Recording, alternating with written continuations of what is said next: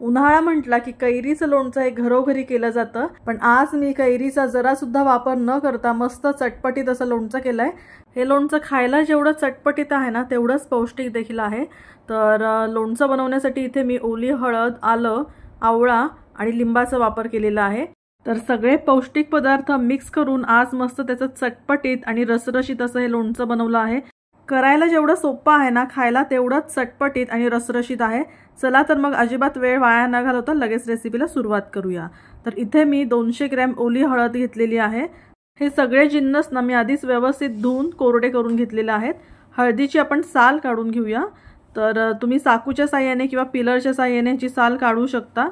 हात बघा किती मस्त पिवळे झाले आहेत, अगदी पिवळी धम्मक अशी ओली हळद आहे। आल्याचे देखील आपल्याला साल काढून घ्यायचे आहे। आलं मी इथे साधारण 50 ग्रॅम एवढं घेतलेलं आहे। आल्याचा वापर मी जास्त केलेला नाहीये। साल काढून झाल्यावर ना पुन्हा एकदा आपण हे कॉटनच्या स्वच्छ रुमालाने पुसून घेणार आहोत, जेणेकरून लोणच्याची शेल्फ लाईफ वाढेल। तर व्यवस्थित मी ते कोरडा करून घेतेय। ओली हळद म्हणजे औषधी गुणांचा जणू खजिनाच आहे। हळद पावडरपेक्षा पण ना कच्ची हळद आरोग्यासाठी अधिक फायदेशीर असते।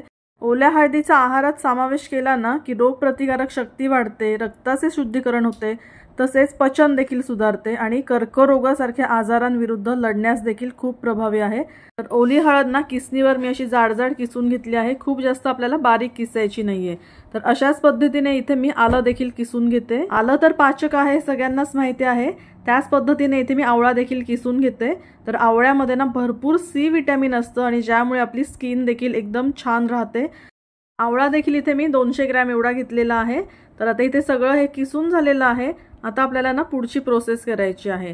तर त्यासाठी आता मी काय करते, एका मिक्सिंग बाउलमध्ये हे सगळं साहित्य जे आपण किसून घेतलं आहे ते एकत्र करून घेते। तर ज्याच्यामध्ये आपल्याला हे मिक्स करायचं आहे ते भांडं देखील अगदी व्यवस्थित कोरडं करून घ्यायचं, ज्यामध्ये पाण्याचा अंश अजिबात असता कामा नये, नाहीतर मग हे लोणचं ना लगेच खराब होऊन जाईल।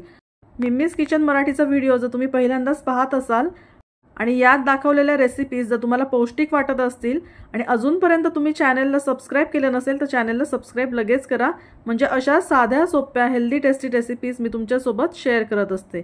शिवाय त्या पौष्टिक देखील असतात। तर पहा इथे मी लिंबू पिळून घेतेय आणि लिंबू पिळताना त्याचे ड्रॉप्स माझ्या डोळ्यात गेले।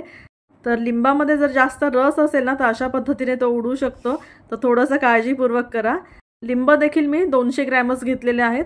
तर प्रमाण अगदी साधं सोपं आहे। सगळं 200 ग्रॅम मी घेतलेलं आहे, फक्त आलं 50 ग्रॅम घेतलेलं आहे।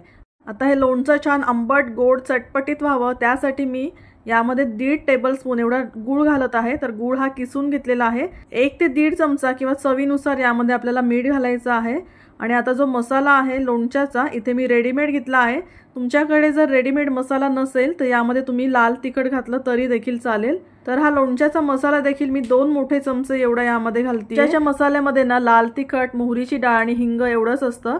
तर तुमच्याकडे जर हा लोणच्याचा मसाला नसेल तर पाव कप एवढी आपल्याला यामध्ये मोहरीची डाळ घालायची आहे आणि एक साधारण 2-3 चमचे एवढं आपल्याला लाल तिखट घालायचं आहे। हिंग देखील तुम्ही पाव चमचा यामध्ये घालू शकता। लोणच्याची चव घेऊन पाहिली, झालंय तर एकदम चटकदार, पण थोडासा गूळ मला कमी वाटतोय, त्यामुळे मी यामध्ये पुन्हा एक साधारण 2 मोठे चमचे एवढा गूळ ऍड केलेला आहे। गूळ घालायचा असेल किंवा नसेल ऑप्शनल आहे, पण गूळ घातल्यामुळे ना लोणचं मस्त चटकदार होतं। आता हे सगळं व्यवस्थित मिक्स करून ठेवूया। आता या लोणच्याला ना आपल्याला फोडणी करायची आहे। तेलाच्या किटलीतली जी आपली पळी असते ना त्या पळीने मी साधारण 2 पळ्या एवढं हे तेल घेतलेलं आहे। तेल आपल्याला व्यवस्थित गरम होऊ द्यायचं आहे। त्यामध्ये मी घालते थोडीशी मोहरी।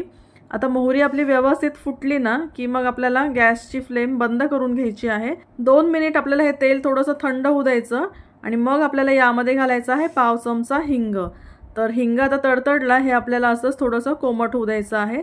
हे कोमट झाल्यानंतर ना मी साधारण एक अर्धा चमचा एवढा काश्मीरी लाल तिखट यामध्ये घातला आहे, ज्यामुळे ना या लोणच्याला रंग खूप सुंदर येतो। तिखट मी तेलामध्ये व्यवस्थित मिक्स करून घेते। अजूनही तेल हे कोमट आहे, पूर्ण थंड झालेलं नाहीये। तेल पूर्ण थंड झालं की मग आपण या लोणच्यावर घालून घेणार आहोत। तर पहा काय मस्त सुंदर रंग आलेला आहे लोणच्याला आपल्या, आणि पाहता क्षणी मस्त असं हे रसरशीत लोणचं अगदी लगेचच खावंसं वाटतं।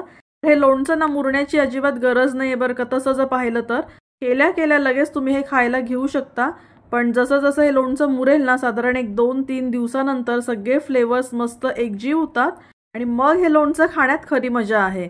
तर आता इथं आपलं लोणचं तयार झालेलं आहे। स्टरलाइज केलेल्या काचेच्या बरणीमध्ये मी हे लोणचं भरून घेते. तर शक्यतो ना एअरटाईट बरणीमध्येच तुम्ही हे लोणचं भरा आणि काचेच्या बरणीमध्येच भरा.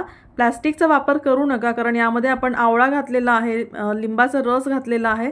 त्यामुळे शक्यतो काचेच्या बरणीचाच तुम्ही वापर करा. तर कशी वाटली तुम्हाला आजची पौष्टिक रेसिपी मला कमेंट नक्की करा. आणि जर आवडली असेल तर ही रेसिपी तुमच्या मित्रपरिवारामध्ये नक्की शेअर करा. पुन्हा भेटूया लवकरच. तोपर्यंत घरचं खा आणि स्वस्थ रहा. बाय.